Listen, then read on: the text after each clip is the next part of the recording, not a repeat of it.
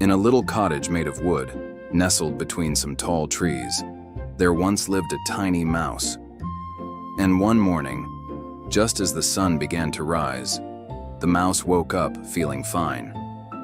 It was still dark outside, but through the window in the bedroom, a little bit of light shone on the wall.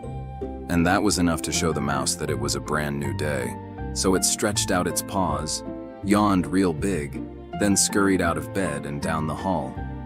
It was still too early for anything to be opened downstairs, so the mouse went straight to the kitchen and began to look around for something to eat. Maybe some bread and jam or a little bit of cheese.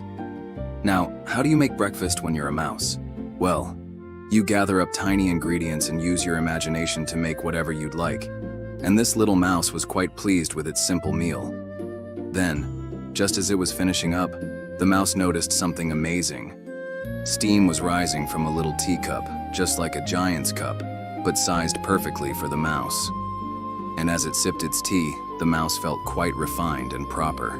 Then, with a tiny crumb or two left over from breakfast, the mouse wiped its paws on its dress, stood up on its hind legs, and walked over to a small book just waiting on a chair nearby. With a little more light streaming in now, the mouse could see that it was a beautiful day outside, but it was so cozy inside by the fire, and there was a gentle breeze ruffling the pages of its book, so the mouse curled up in the chair and began to read. Outside, either snow or rain fell softly, and inside, the fire crackled and popped merrily. No one was around, so the mouse didn't feel the need to be anything but itself. After reading for a while, the mouse looked up, saw the falling snow, smiled and sighed happily. Then went back to reading its tiny book. After a while, the mouse closed its book, curled up with its blanket and sighed contentedly. And that's how this little mouse spent its cozy morning. The end. Now, aren't you glad you got to spend a little bit of time with our tiny friend? And don't you wish you had a cottage all to yourself somewhere in the countryside? Well, if you did, what would your morning look like?